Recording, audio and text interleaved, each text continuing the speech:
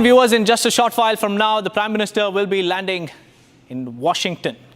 High-level engagements are also on the cards. The Quad Summit, then the address at the UNGA, and also the high-voltage bilaterals that are also scheduled to take place on the sidelines of the Quad Summit. Here's what's expected in the Prime Minister's visit.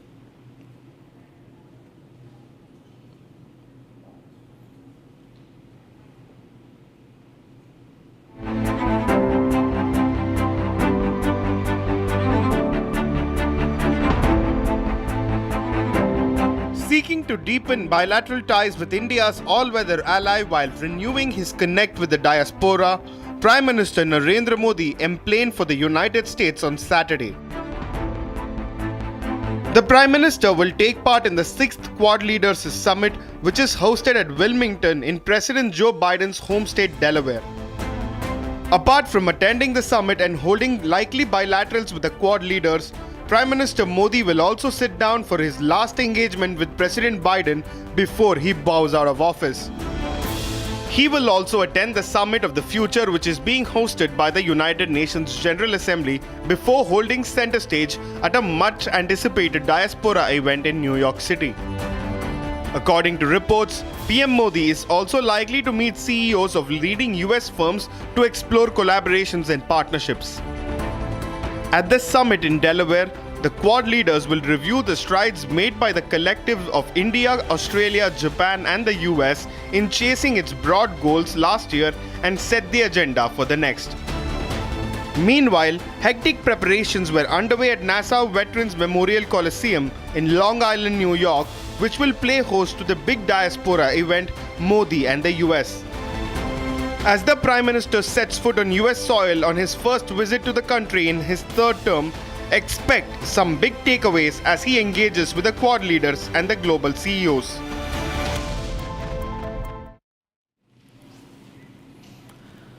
Well, joining us live on this broadcast is Pathikrit Pine.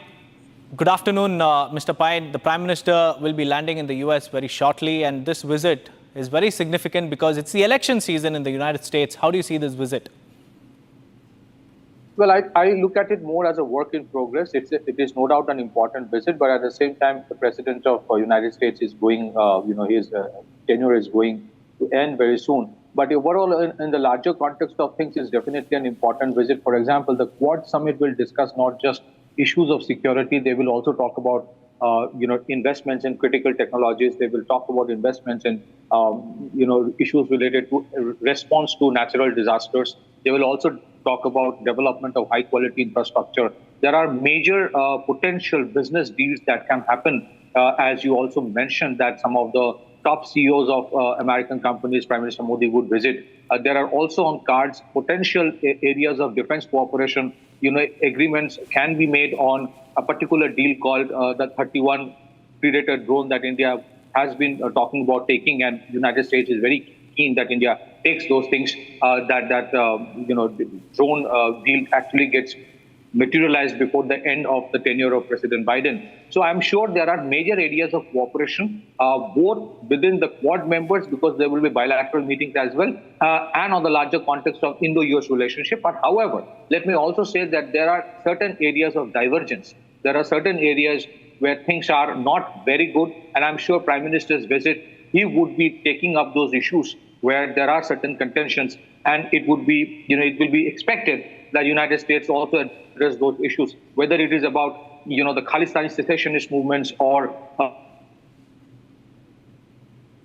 whether it is about alleged interference that has been happening for quite some time of United States in Indian elections or in other internal affairs of India. I'm sure those things will not come out in the open, but I'm sure certain discussions will definitely happen. It is a very crucial, cusp of time for Global South.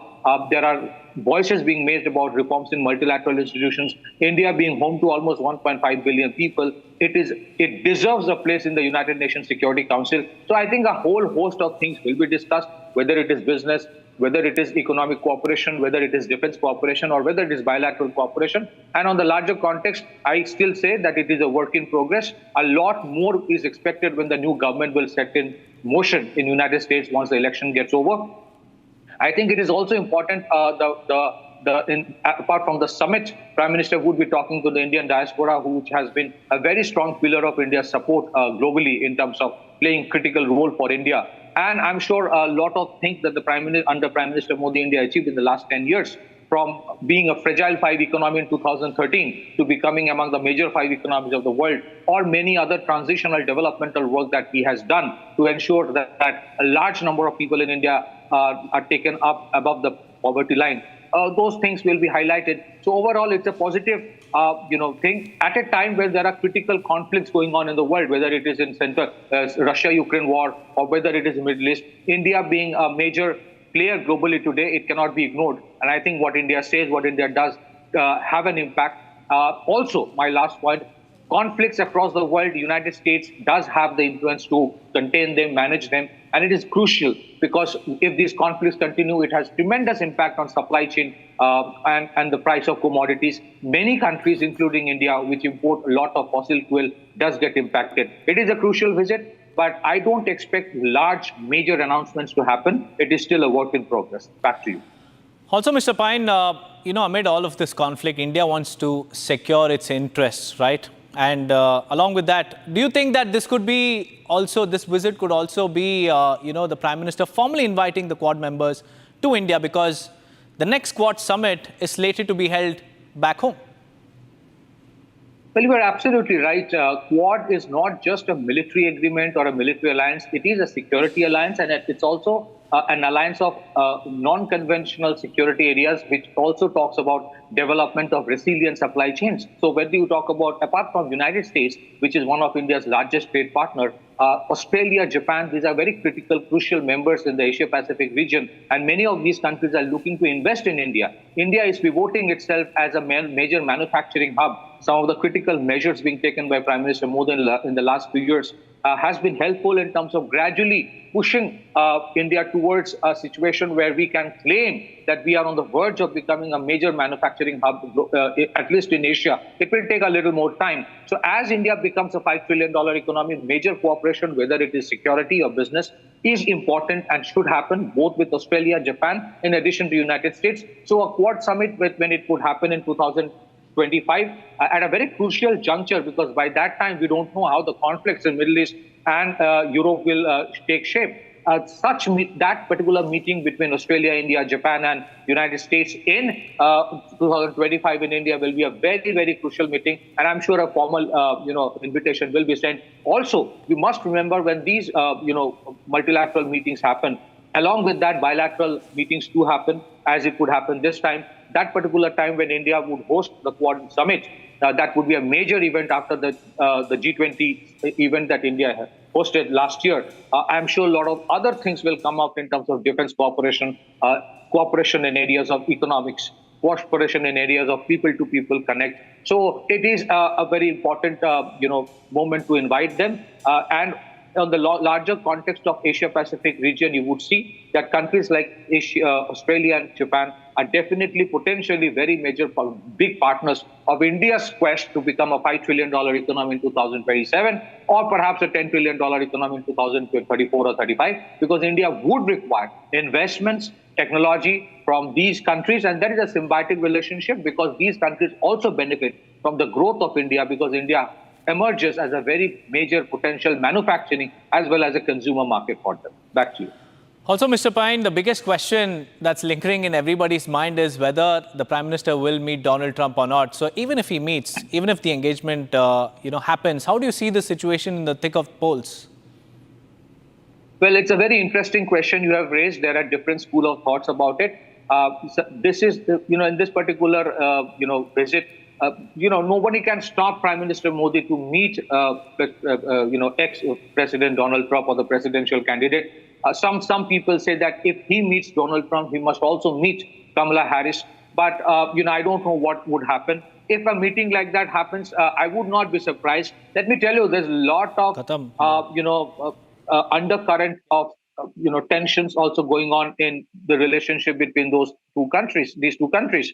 So unfortunately or fortunately, whatever it has been seen in the last few months, the government of United States have taken a stand on certain issues, which perhaps the present regime of India does not like. And so I think meeting former President Trump cannot be entirely ruled out. What would be the nuances, we don't know. But if it is about sending out a message, then it would be interesting to see how the Democrats react to it. Because in the last 4 years, everything said and done, let me tell this, while the relationship of President Biden with Prime Minister Modi on an individual term has been very good, unfortunately, the State Department of the United States have not been extremely favorable towards India. On several issues, on several occasions, they have put pressures on India which was not needed, which was unrequired. There has been some unpalatable comments made. So I think if he meets former President Trump, that can also be a messaging to the Democrats that, look, if you do these things, we also have our choices to make in terms of meeting. Otherwise, also, let me also say this. When heads of states of other countries visit India, they also meet the leader of opposition or members of political parties, heads of the political parties of other political parties who are not in power. So by that context, it is not surprising if, Prime Minister Modi visits and meets Trump. That is something that in India also, the consulate members and the ambassador of the United States have been meeting members of the opposition parties and other political parties. So I think, I don't know how the interpretation would be, but if he meets, then it will be not something out of the blue. I think there will be definitely justifications that the External Affairs Ministry will give as to the reasons. Also, we must remember, Trump, apart from being a political leader and a former president and a presidential candidate, he is also a businessman, a major businessman in the United States. So that context, also meeting Trump and asking his company to invest in India cannot be ruled out. So it's interesting, and I would not be surprised if that meeting happens. And Trump also has